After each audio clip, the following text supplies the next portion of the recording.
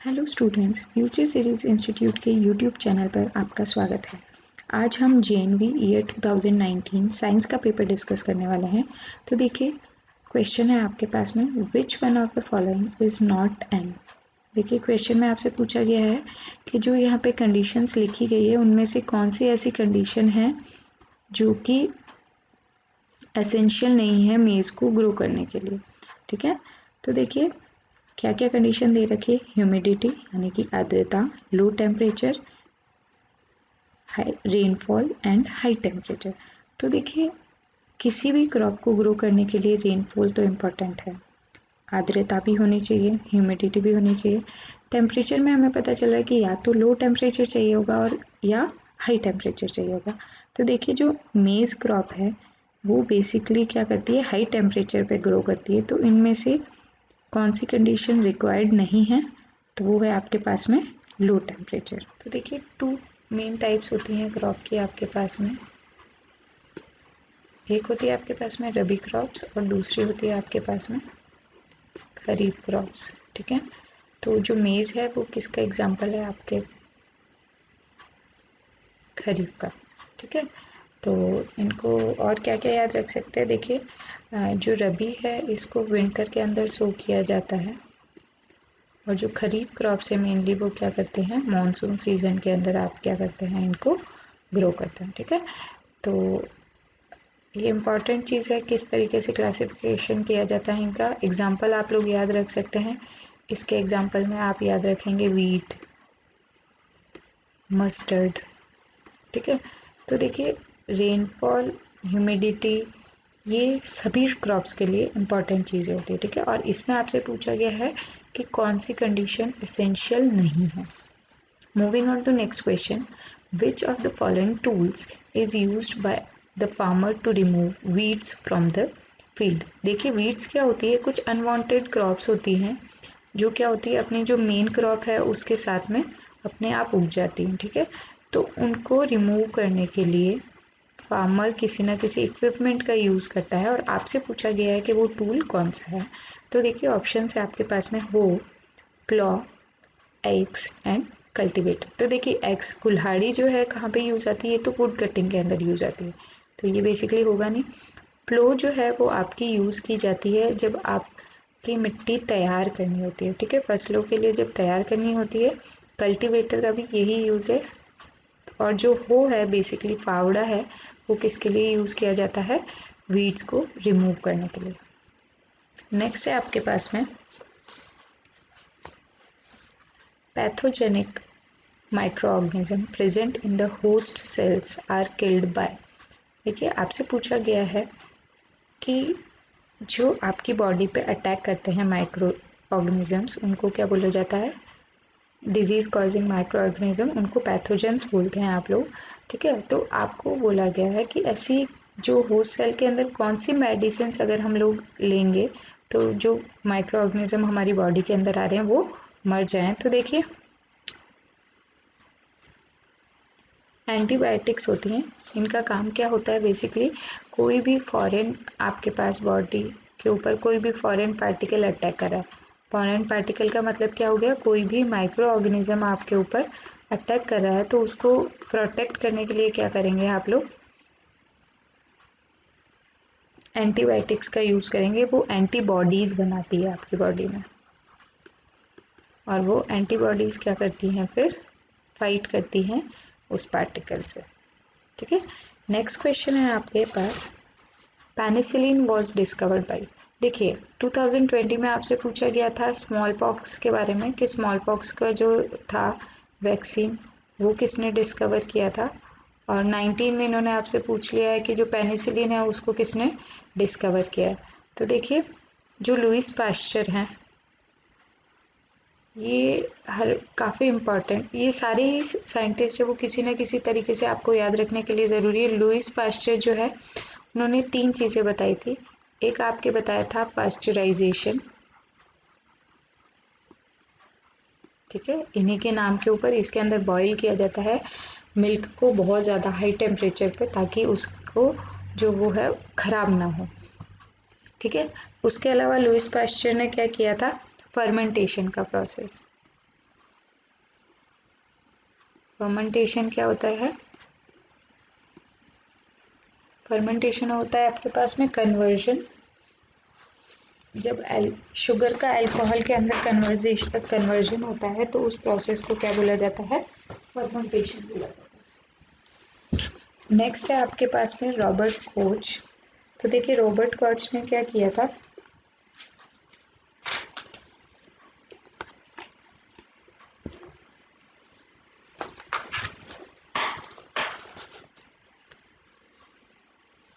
Next option है आपके पास में रॉबर्ट कोच। इन्होंने टीबी की वैक्सीन जो है डेवलप की थी। नेक्स्ट है आपके पास में, ये पेन एक्चुअली थोड़ा सा एक्स्ट्रा टाइप हो गया, Alexander Fleming and Edward Jenner. तो देखिए एडवर्ड जेनर जो थे उन्होंने क्या किया था, स्मॉल पॉक्स की जो वैक्सीन थी वो डिस्कवर की थी। तो इसका करेक्ट आंसर हो जाएगा आपके पास में C, that is Alexander Fleming. Next है आपके पास में polycot is obtained by mixing.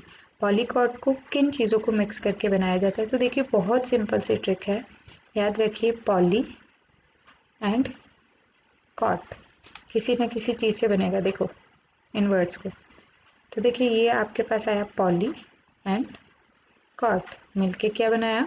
पॉलीकॉट। तो आंसर क्या हो जाएगा? डी। कभी कभी क्या होता है कि हम लोग जब आंसर को ऑब्जर्व करते हैं तो हम ऑब्जर्वेशन से भी आंसर बता सकते हैं कि ये हो सकता है, और ये उसी तरीके का क्वेश्चन। नेक्स्ट है आपके पास में aqueous solution of which of the following oxides turns blue litmus red. देखिए ब्लू लिटमस को क्या बना रहा है? रेड बना रहा है। इसका मतलब वो ऑक्साइड जो है वो किस तरीके का नेचर का है? एसिडिक नेचर का है। और कैसे याद रखेंगे? देखिए जब भी लिटमस का कलर रेड होता है तो वो बेसिकली क्या होता है आपके पास में? एसिड होता है। इस तरीके से रेड का एसिड।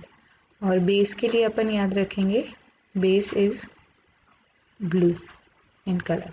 ठीक है, तो एक्वस सॉल्यूशन बनाया इन ऑक्साइड्स का, और आपसे पूछा गया है कि इनमें से कौन सा ऐसा ऑक्साइड है जो एसिडिक नेचर का है। तो देखिए जो भी नॉन मेटल के ऑक्साइड्स होते हैं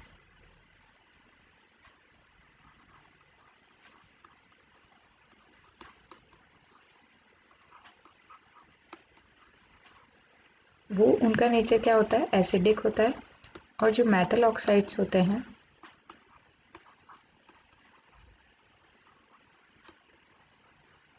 उनका नेचर कैसा होता है? बेसिक। तो देखिए आपके पास में ऑप्शंस हैं sulphur dioxide, magnesium dioxide, sorry magnesium oxide, iron oxide and copper oxide. तो देखिए मैग्नीशियम, कॉपर, आयरन ये सारे के सारे क्या है? मेटल्स हैं। तो ऑप्शन क्या रह जाएगा आपके पास में? A, that is sulphur dioxide. Next है which one of the following is used for making crackers.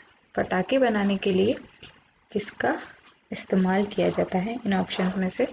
तो इसका आंसर हो जाएगा आपके पास में A, that is copper. Moving on to next question, naphthalene balls. क्या होती है नैप्थलीन बॉल्स? कपूर की गोलियां।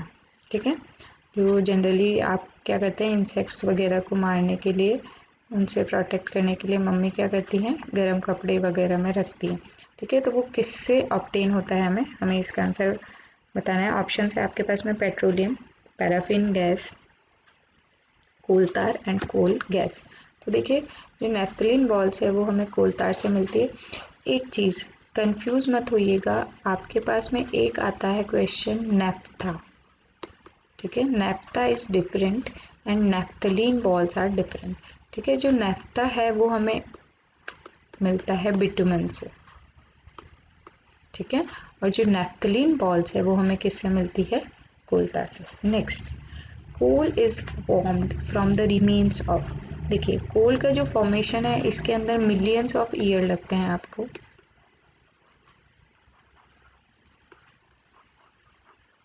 और ऐसा बिलीव किया जाता है कि बहुत ज़्यादा साल पहले जो अभी हम लोग कोल यूज़ करते हैं वो बहुत ज़्यादा साल पहले क्या हुआ था, कुछ वेजिटेशंस यानी कि कुछ ऐसी वनस्पतियां और जीव जंतु थे जो मर गए थे और वो क्या हुए, धीरे धीरे दब गए। ठीक है, जैसे ही वो दबे तो उसके बाद में मिलियंस ऑफ ईयर के बाद में हाई प्रेशर हाई टेम्परेचर की वजह से वो किसके अंदर कन्वर्ट हो गए, कोल के अंदर। तो देखिए कोल के लिए vegetation as well as animals both are required, तो इसका आंसर हो जाएगा आपके पास में B, that is both. Next, when coal burns in air, ठीक है, जब कोल को क्या किया जाता है, एयर के अंदर जलाया जाता है तो कौन सी गैस प्रोड्यूस होती है। तो देखिए किसी भी चीज़ की आपके पास में एयर के साथ रिएक्शन कर रहा है अगर कोई भी चीज़, तो बेसिकली वो किसके साथ रिएक्शन कर रहा है, ऑक्सीजन के साथ में। ठीक है, और जो कोल होता है उसके अंदर मेन क्या रहता है, कार्बन रहता है। तो आपको रिएक्शन पूछी गई है कि अगर एयर की प्रेजेंस में कौन सी गैस मेनली प्रोड्यूस होगी, तो आपका आंसर हो जाएगा CO2, that is carbon dioxide. ठीक है, और अगर एयर की प्रेजेंस कम है या ऑक्सीजन की प्रेजेंस कम है तो आपके पास में CO बनेगा, लेकिन अभी जो अबंडेंस में है तो आंसर क्या हो जाएगा आपके पास में CO2। The process of separating the various constituents of petroleum is known as, ठीक है, एक ऐसा प्रोसेस जिसके अंदर क्या किया जाता है, जो पेट्रोलियम के डिफरेंट डिफरेंट कॉन्स्टिट्यूएंट पार्टिकल्स हैं उनको क्या किया जाता है, अलग किया जाता है। और आपसे पूछा गया है कि इनमें से कौन सा ऑप्शन करेक्ट होगा। तो ऑप्शन है आपके पास में carbonisation, refining, distillation and purification. ठीक है, तो देखिए इसका आंसर हो जाएगा आपके पास में कार्बोनाइजेशन। बेसिकली ये सारे के सारे सबसे रिलेटेड नहीं है, आंसर हो जाएगा आपका इसमें बी। ठीक है, जो क्रूड ऑयल से मिलता है हमें, क्रूड ऑयल से हमें मिलता है पेट्रोलियम, और फिर उसकी रिफाइनिंग की जाती है। रिफाइनिंग मतलब पेट्रोलियम से अलग अलग प्रोडक्ट्स मिलते हैं। फॉर एग्जांपल पेट्रोल मिलता है, डीजल मिलता है, आपके पैराफिन वैक्स मिलता है। तो बहुत सारे ऐसे चीज़ें हैं जो हमें किससे ऑब्टेन होती है, पेट्रोलियम से। और किस प्रोसेस से ऑब्टेन होती है, वो प्रोसेस कहलाता है आपके पास में रिफाइनिंग। ठीक है, नेक्स्ट है विच of the following is an exhaustible natural resources. देखिए आपके सामने कुछ नेचुरल रिसोर्सेज दे रखे हैं, oxygen, air, sunlight and forest. तो देखिए दो तरीके के रिसोर्सेज होते हैं, एक होते हैं आपके पास में इनएग्जॉस्टिबल,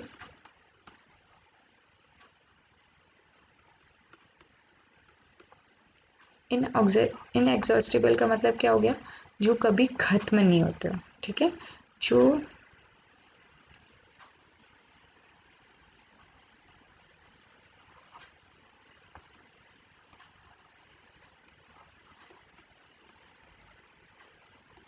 खत्म नहीं होते हैं। ठीक है, ऐसे नेचुरल रिसोर्सेज जो कभी खत्म नहीं होंगे वो क्या कहलाते हैं, इनएग्जॉस्टिबल।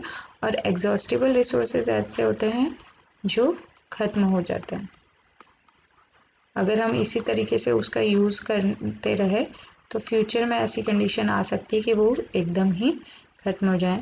तो देखिए ऑक्सीजन जो है ये आपके पास में इनएग्जॉस्टिबल है, सनलाइट भी इनएग्जॉस्टिबल है, एयर भी इनएग्जॉस्टिबल है। तो करेक्ट आंसर हो जाएगा आपके पास में D, that is forest. Moving on to next question, dash is meant for the conservation of biodiversity in their natural habitat. देखिए जब भी किसी भी ऑर्गेनिज्म को अपने नेचुरल हैबिटेट का मतलब जहाँ पे वो हमेशा से रहता है उसी एनवायरनमेंट में रहने देने का जो कंजर्वेशन है, उस मेथड को क्या बोला जाता है, कौन सा ऐसा मेथड है। तो इसका आंसर हो जाएगा आपके पास में ए, वाइल्ड लाइफ सेंचुरीज। इसके अंदर क्या होता है, एक स्पेसिफिक एरिया डिसाइड कर दिया जाता है, वहाँ पे जानवरों का प्रोटेक्शन किया जाता है और उनको वो जिस कंडीशन में रहते हैं उनको उसी तरीके से कंडीशन में रहने दिया जाता है, उनकी एक्टिविटीज़ को मॉनिटर किया जाता है और उनके प्रोटेक्शन के ऊपर काम करते हैं। ठीक है, moving on to next question, clearing of large patches of forest for cultivation of crops. ठीक है, क्या किया जाता है, जंगल के बहुत बड़े हिस्से को क्लियर किया जाता है कल्टीवेशन के लिए, यानी कि फसलें उगाने के लिए। तो इस प्रोसेस की वजह से क्या प्रॉब्लम अराइज हो सकती है, तो देखिए सबसे इम्पॉर्टेंट है ये सॉइल इरोजन। ठीक है, इसमें क्या होता है कि जो सॉयल की टॉप लेयर होती है ना, उसको रिमूव किया जाता है। ठीक है, top soil layer is removed. ठीक है, और जो टॉप सॉयल की लेयर होती है वो बहुत ज़्यादा फर्टाइल होती है। तो जब सॉयल इरोजन होगा तो उसकी वजह से जो क्या हो जाता है, सॉइल की फर्टिलिटी डिक्रीज होती है। जब सॉइल की फर्टिलिटी डिक्रीज होगी तो उसकी वजह से क्या होगा, सॉइल पोल्यूशन होगा। ठीक है, तो ये जो टर्म्स हैं एक दूसरे से इस तरीके से रिलेटेड है। Which one of the following is not found in an animal cell, which one of the following is found in an animal cell but not in plant cell. इनमें से ऐसा कौन सी है जो एनिमल सेल के अंदर तो होता है, यानी कि प्राणी कोशिका में तो होता है लेकिन पादप कोशिका में नहीं पाया जाता। तो देखिए ऑप्शंस हैं cell wall, mitochondria, cell membrane and nucleus. देखिए ये क्वेश्चन आपका गलत था, इसके बोनस मार्क्स मिले थे आप लोगों को। अगर ये क्वेश्चन इस तरीके से होता कि ऐसा कौन सा ऑर्गेनल है जो प्लांट सेल के अंदर होता है और एनिमल सेल के अंदर नहीं होता, ठीक है, तब तो आपका आंसर हो जाता ए, दैट इज सेल वॉल। क्योंकि जो मेन डिफरेंस है प्लांट और एनिमल सेल के बीच में वो यही है, प्रेजेंस ऑफ सेल वॉल का। सेल वॉल जो होती है वो प्रेजेंट होती है आपके पास में प्लांट सेल के अंदर और एनिमल सेल के अंदर वो नहीं होती। बाकी सारे जो ऑप्शंस दे रखे हैं ये बोथ सेल्स में प्रेजेंट रहते हैं। नेक्स्ट है आपके पास में क्रोमोसोम्स आर प्रेजेंट इन। जो क्रोमोसोम्स होते हैं देखिए वो क्या करते हैं, एक जनरेशन से दूसरी जनरेशन के अंदर कैरेक्टरिस्टिक को कैरी ऑन करते हैं। ठीक है, तो देखो जो क्रोमोसोम्स है वो कहाँ होते हैं, न्यूक्लियस में। क्रोमोसोम कुछ इस तरीके की एक स्ट्रक्चर रहती है। ठीक है, इसके टॉप के ऊपर रहते हैं जीन्स। ठीक है, और ये जीन्स क्या करते हैं, एक जनरेशन से इनहेरिट होके नेक्स्ट जनरेशन के अंदर जाते हैं। ठीक है, तो और ह्यूमन बॉडी के अंदर, एक नॉर्मल ह्यूमन बॉडी के अंदर 23 पेयर्स होते हैं क्रोमोसोम के, 23 पेयर्स, जिसमें से जो 22 पेयर्स हैं वो नॉर्मल रहते हैं और एक पेयर जो है वो कौन सा क्रोमोसोम है, सेक्स क्रोमोसोम। नेक्स्ट है which one of the following is oviparous. ठीक है, ओविपेरस एनिमल्स या ऑर्गेनिज्म वो ऑर्गेनिजम्स होते हैं जो क्या करते हैं, एग देते हैं। ठीक है, oviparous is basically egg laying. ठीक है, दूसरा जो है वो है आपके पास में वीवीपेरस, दूसरी कैटेगरी है। तो देखिए ह्यूमन बीइंग तो क्या करता है, यंग वंस को जन्म देता है, काऊ भी यंग वंस को जन्म देती है, डॉग भी। तो आंसर क्या हो जाएगा ओविपेरस का, डी, दैट इज हैन। ये सारे के सारे कौन से हैं, वीवीपेरस, और ये कौन सा है, oviparous. Moving on to next question, two cells that fuse to give zygote are called. ठीक है, दो सेल अगर फ्यूज होती है, फ्यूजन होता है उनके अंदर, तो जाइगोट का फॉर्मेशन होता है और उन सेल्स को क्या बोला जाता है, तो इसका आंसर हो जाएगा आपके पास में ए, गैमीट्स। ठीक है, गैमीट्स क्या करते हैं, जब दो सेल मिलती हैं तो वो क्या फॉर्म करती हैं, जाइगोट। ठीक है, और जो फॉर्मेशन ऑफ जाइगोट का प्रोसेस है, इस प्रोसेस को बोला जाता है फर्टिलाइजेशन। ठीक है, fertilisation is basically formation of zygote. ठीक है, अब बाकी की टर्म्स के बारे में भी आपको इन्फॉर्मेशन दे देते हैं। एम्ब्रियो क्या होता है, एम्ब्रियो जाइगोट के बाद में बनता है एक छोटा सा ऑर्गेनिज्म, देन उसके बाद में आता है फीटस। ये फुली डेवलप्ड चाइल्ड होता है लेकिन ये इनसाइड द यूटरस प्रेजेंट रहता है। ड्वार्फिज्म ये एक डिजीज है तो ये आपका ऑप्शन नहीं होगा। नेक्स्ट है dash should be present in the water for metamorphosis of tadpoles. ठीक है, मेटामॉर्फोसिस एक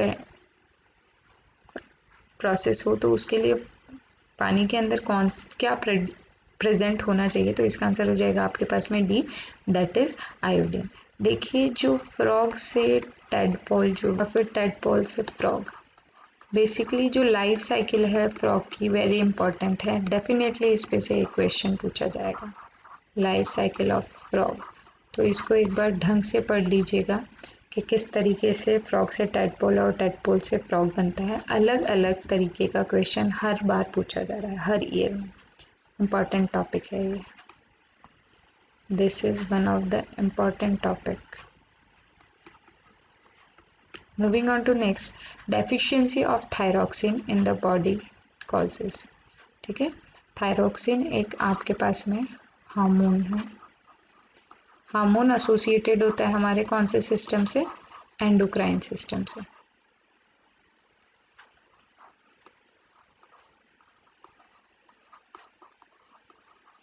ठीक है, तो जो थायरॉक्सिन हार्मोन है ये एक, और एंडोक्राइन सिस्टम के अंदर क्या होती है, ग्लैंड्स होती हैं जिनका काम क्या होता है, हार्मोन को सिक्रीट करना। ठीक है, और आपसे पूछा गया है कि अगर देखिए, और जो हार्मोन्स होते हैं उनकी डेफिशिएंसी होगी हमारी बॉडी के अंदर तब भी कोई डिजीज़ हो जाती है, और अगर एक्सेस में हो जाता है तो भी कोई डिजीज़ हो सकती है। तो अभी आपसे पूछा गया है कि जो थायरॉक्सिन हार्मोन है उसकी डेफिशिएंसी से कौन सी डिजीज़ होती है।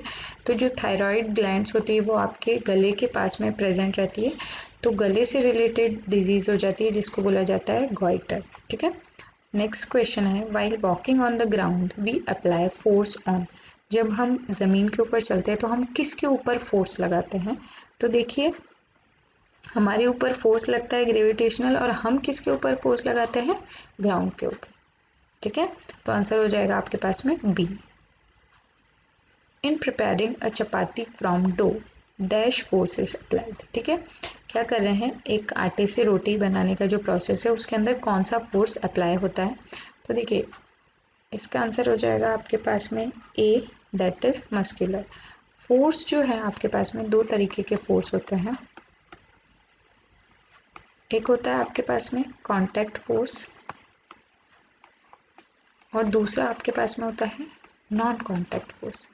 कांटेक्ट फोर्स क्या होंगे, जब दो ऑर्गेनिज्म के बीच, दो ऑब्जेक्ट्स के बीच में अगर फोर्स एग्जिस्ट कर रहा है और वो दोनों एक दूसरे के कांटेक्ट में है।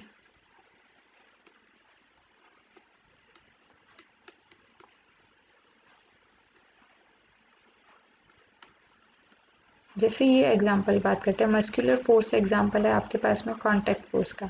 इसके अंदर क्या कर रहे हैं, आपको आटे से रोटी बनानी है लेकिन आप हाथ से उसको बेल रहे हैं। ठीक है, उसके बाद में friction, again contact, magnetic force, non contact, contact and non contact both. ठीक है, नेक्स्ट है आपके पास में mobil oil is you applied on the iron shutters. ठीक है, शटर के अंदर क्या किया जाता है, मोबिल ऑयल लगाया जाता है, और इस ऑयल इस प्रोसेस को क्या बोला जाता है, ग्रीसिंग का प्रोसेस।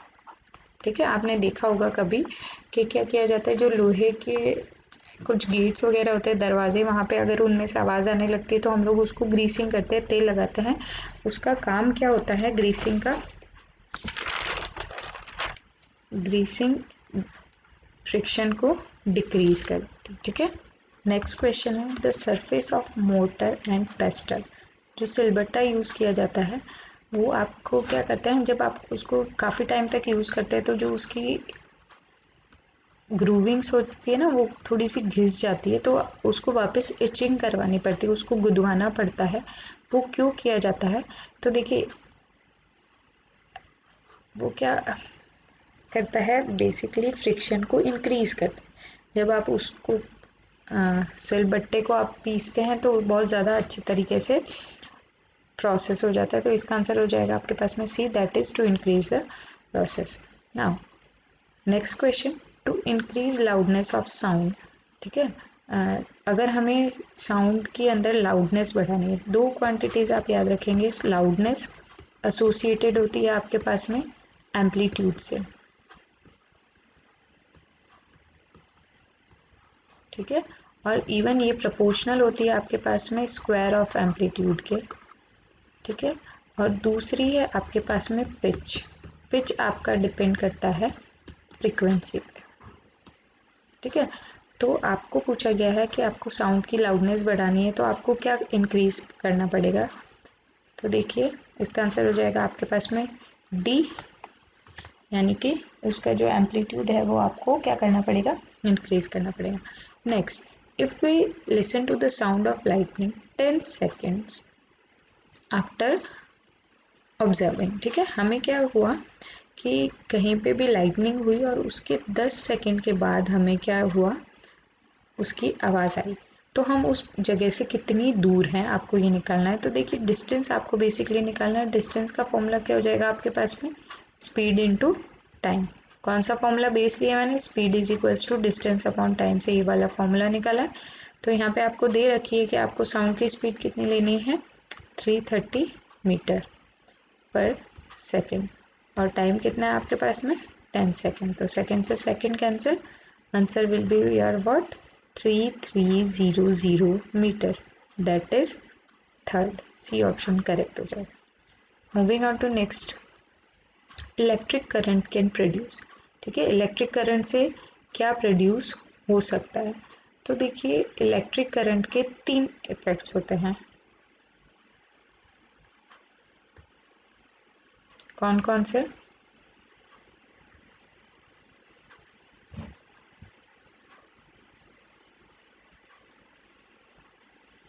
पहला है आपके पास में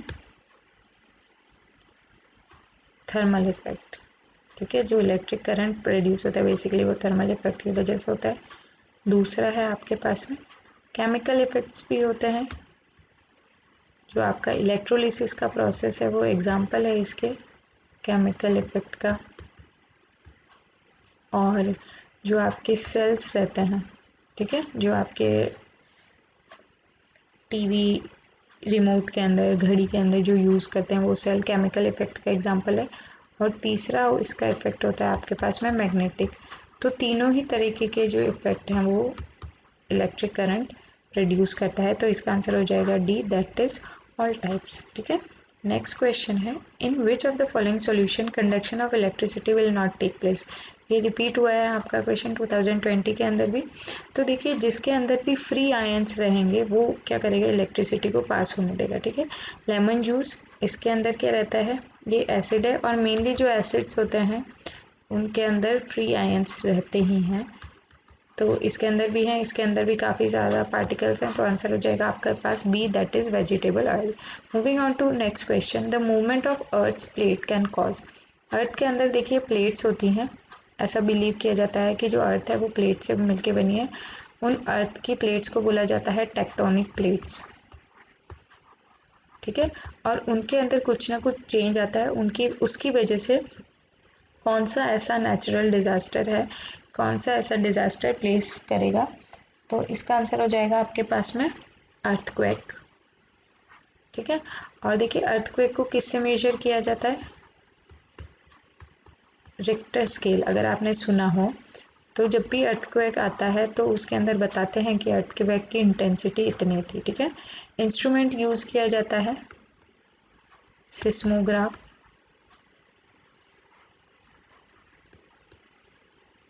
ठीक है। और स्केल कौन से स्केल पे इसका डिस्ट्रक्शन बताया जाता है, रिक्टर स्केल पे, ठीक है।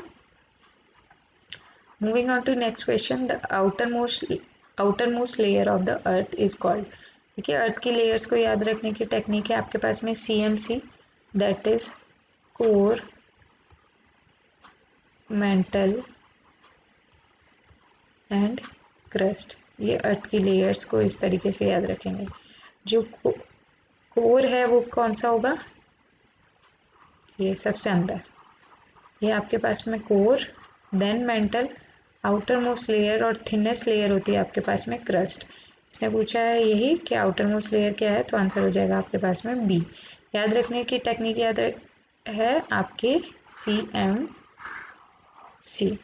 Moving on to next question, the planet Venus appears in the which direction before the sunrise, ठीक है। ऑप्शन आपके पास में eastern, western, northern and southern. तो आंसर हो जाएगा आपके पास में ए, दैट इज ईस्टर्न।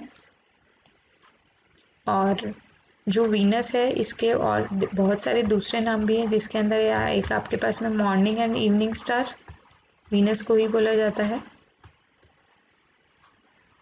ठीक है। उसके अलावा इसको अर्थ का जुड़वा भी बोला जाता है, अर्थ्स ट्विन भी बोला जाता है इसको,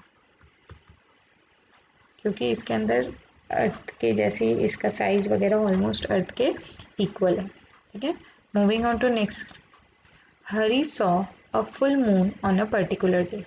देखिए, हरी नाम का एक पर्सन है, उसने क्या किया, एक दिन उसने फुल मून देखा। फुल मून जो होता है वो कौन सा दिन होता है, पूर्णिमा का दिन, ठीक है। फुल मून होता है और एक होता है आपके पास में न्यू मून,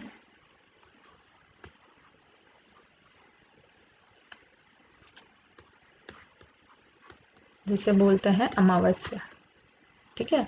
और महीने में एक बार पूर्णिमा आती है और एक बार अमावस्या।